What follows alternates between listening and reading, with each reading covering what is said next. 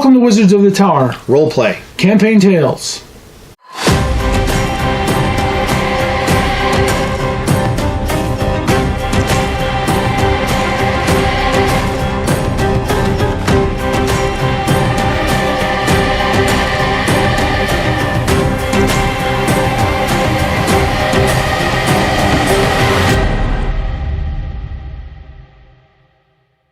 Welcome to Wizards of the Tower. Roleplay. Campaign Tales, picking back up where we left off. Yeah, our continuing adventure in the Northlands. In the Never-Ending Winter campaign. Yeah. So when we left the party last, they had just returned from the Burrow Mound after fighting the skeleton giant and a bunch of wraiths and losing their witch. Yeah, our witch had been killed and turned into an undead. And they had to fight their witch. Yep. And re-kill them. So remember that not all our party was with us, that 3 of them had stayed behind at the Dwarven makeshift fort because they were sick.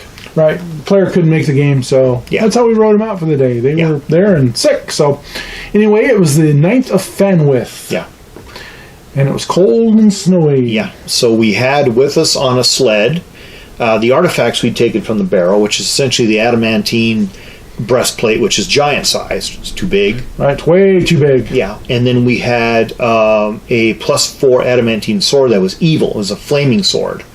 And if you weren't evil, if you were good and you picked it up, it did, 20-some points of damage? It would fire damage. It would burn you. It would burn you badly. You had to be evil to use it.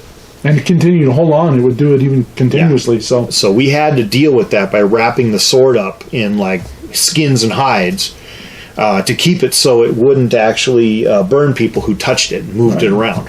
They ended up trading those to the dwarf, giving them to the dwarf, figuring that he might be able to use them for some reason. But, in my world, armor is not a one-size-fits-all. Yeah, which is good. And this was a giant's plate armor. That was here's adamantine. And the dwarves in my world, not all dwarves can work with adamantine. This dwarf didn't know how to. He was actually a merchant. Yeah. But he didn't know how to. He knew that there were dwarves that could, and he might be able to get to some far away in time, but he wasn't headed that way. So yeah, he took the armor and the sword in payment for helping us go up to the mound, and ascertain what was going on with the hollow space under the mound. Dig underneath of it. Dig underneath it too, being a dwarf. Yeah. So they hooked up their bear to the sled because the merchant, Thundard, had lost his elk, which had been pulling a sled, had slipped and fallen and broken its leg, and he didn't have healing for it, and he ended up having to kill it and eat it for meat, and that was what was keeping him alive. And when they first met him, he said, "Hey, you got a bear. That bear would be great for pulling my sled. I'll buy the bear off of you." And they said, "No. Yeah, we're not gonna sell Sophie. No, we're not gonna sell Sophie." So he did pull the sled. But they said, "We'll make you a deal. We'll pull you back. We'll let you use Sophie to help pull your sled all the way back to Furuby Landsby, where maybe you can buy another animal to help you pull your sled." Yeah. And it was great because, being a merchant, he had Identify and some other spells, Appraise, and so he helped us a lot with finding out what the value and the worth of a lot of the magical items and weapons and things that we had found. And it's always nice to have somebody like that in the group so they can tell you what something is and how much it's worth. So the problem is in this world, of course, there isn't a whole lot of money. So even though we may have some very valuable armor or arms, we just can't do much with them because there's not a lot of money in circulation. Yeah, you got to think of this. This is very uncivilized. It's very Viking-esque and Celtic. And what do they use money for? They have trade goods and they trade valuables. So gold is valuable and silver is valuable and metal is valuable. But you trade those kind of things to your merchants. So it's not like you have 100,000 gold pieces. What do you do with 100,000 gold pieces? Well, okay, we melt it down. It's, the value of the metal. It's not the value of the coin. Yeah.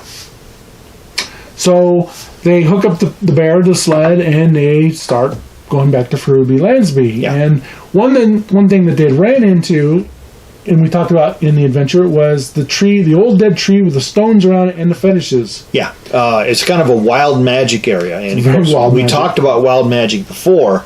And a wild magic is stuff that's just totally unpredictable. Anything could happen. And as our group goes up to the tree, it's night. It's nighttime, and we're seeking to make camp. in the area around the stones because it's a good place to camp. It's sort of sheltered. Our group is visited by the ghostly image of a wizard, shining bright blue, and this wizard is compelling them to touch the stone. The party doesn't want to go touch the tree, but this wizard says, "Come touch my tree!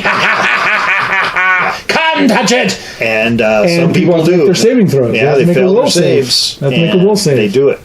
So what ends up happening is that some of our characters in our group fail their will saves, and they experience wild magic.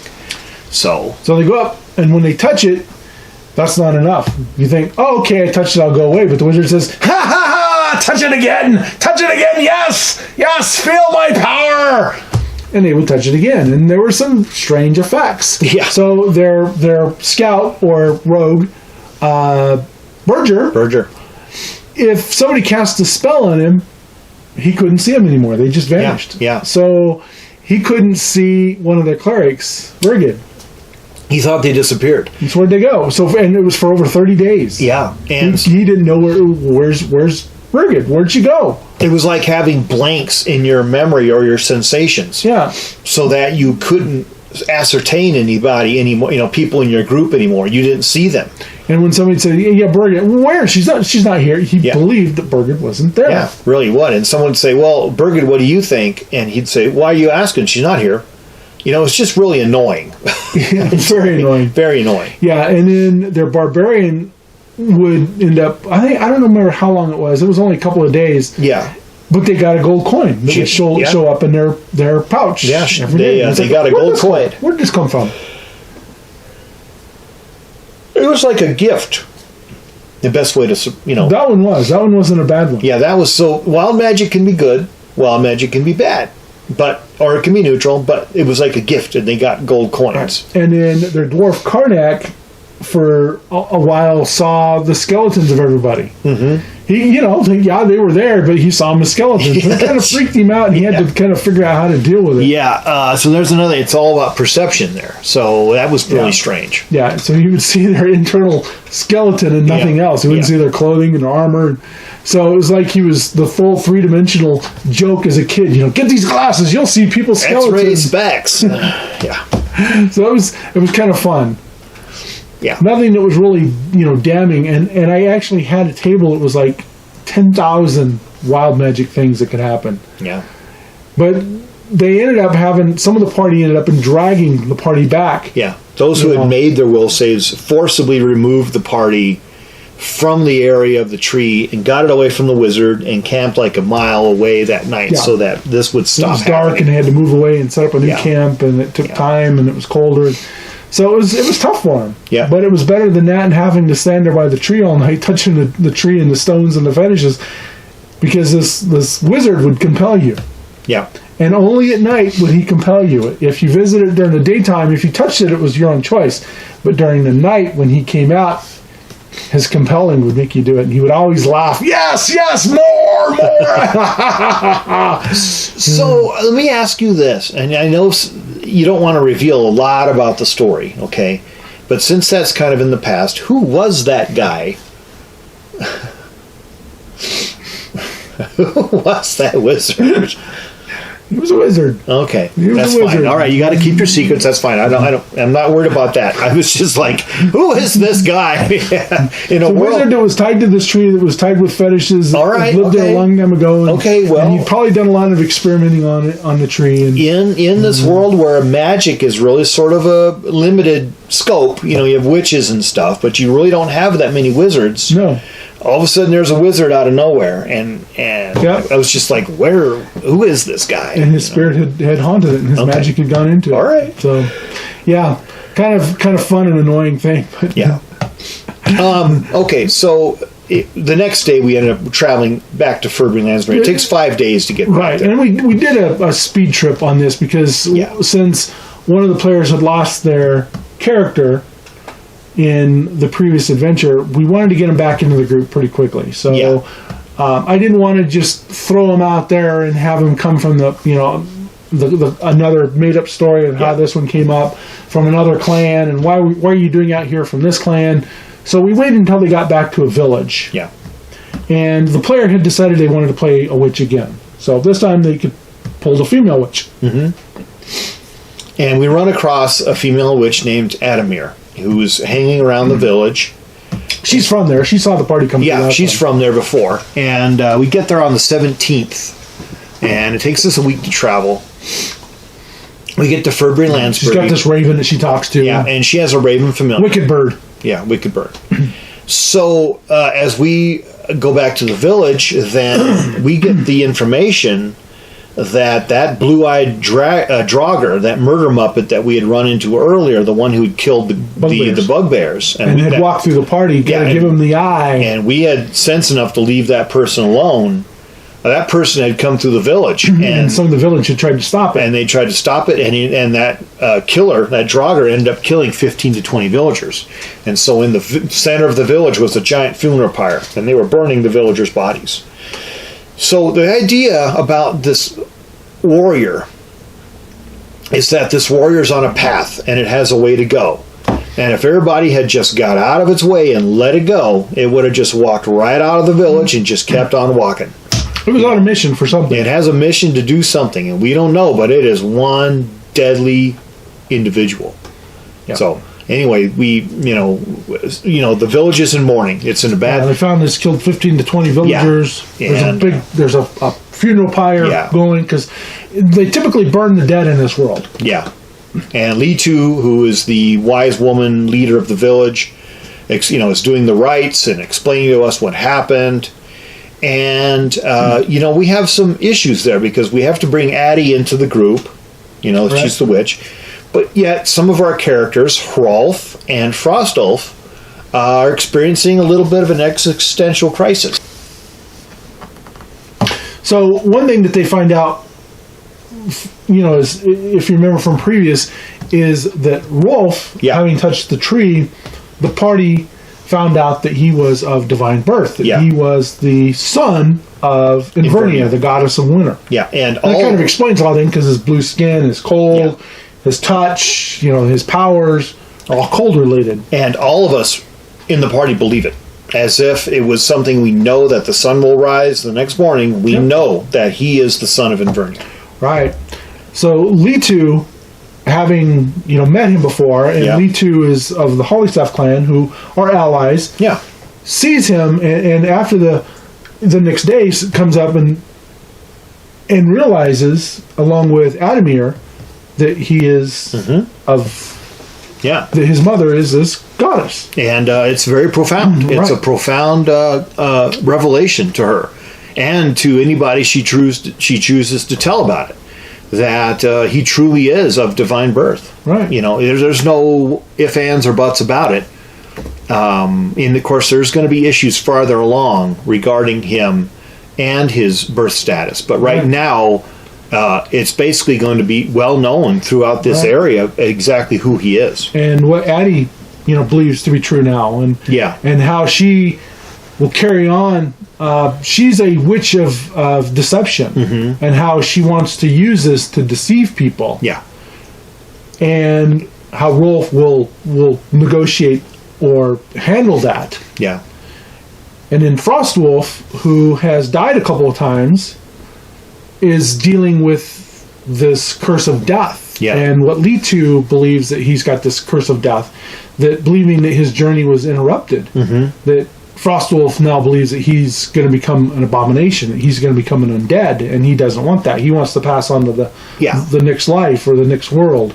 Yeah, it's Li Tu's belief that because his death journey, and everyone in this land, when they die, they take a journey to the underworld, to Morte's realm, and it's just like you meet an old man who looks like who you are, who takes your hand and guides you along your path, and you go, and that's it. You go on this journey. But Frostulf has been interrupted twice, right, in this, and so Morte is a little peeved.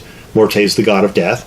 Morte is a little peeved that he hasn't been able to take Frostulf over the other side. Frostulf is worried that he's going to become... He's a 16-year-old boy. Yeah. He's a big giant, and he's terrified. He's worried that he's going to be stuck in this nether realm between life and death. He's going to become like the the Draugr that passed through. He'll be like a Draugr. He's not dead, he's not alive, but he's kind of like a shade of himself. And then he'll become some sort of an abomination. And he'll lose his humanity and his spirit and everything else. So he speaks about this to Litu, and to be honest... Well, to the party. And to the party. But to be honest, Litu really doesn't have any advice she can give him.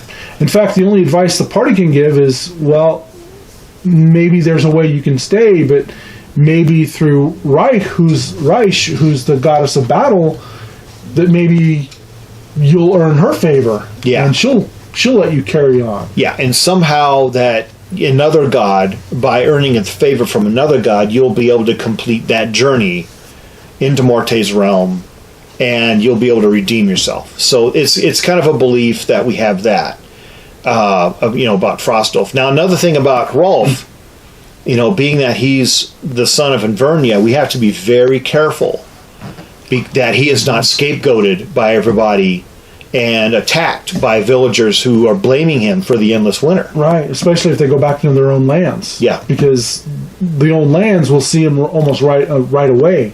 Yeah. Of who he is. Plus, he's already an outcast. Yeah, he's already an outcast because of his failure to complete his quest in the proper way. Right. I mean, he did complete the quest, but he just didn't do it in the proper manner. Right. So it becomes kind of this conundrum. What are we going to do? As a group, of course, we're going to carry on, but then we're bringing someone into the group. We're bringing Adamir into the group, who's another witch, who has a raven familiar, and we're trying to adjust to this new dynamic. Can we really trust Frostulf as a fighter anymore? Because he runs at the sight of undead. Yeah. Can we trust Hrolf? Because Hrolf is divine birth, and obviously what's happening around the world, with this endless winter, is from the goddess of winter, or something's happening. People believe that they believe it, but I mean, our own characters would probably believe something similar, because all we know is what we know. Well, having met the goddess of winter on the very first adventure, in fact, one of the first game. Yeah. They camped and met her, and she basically put a guise on him, saying, I'm sending you out there to prove my innocence and to do this for me, and that's what they've been out to do. And, and as they go, they've been picking up little bits here and there of what's going on. So with that, I think we're going to end this episode of Wizards of the Tower. Roleplay. Campaign Tales. May all your adventures be epic. And keep on rolling. Don't forget to like, share, and subscribe. Thanks, folks.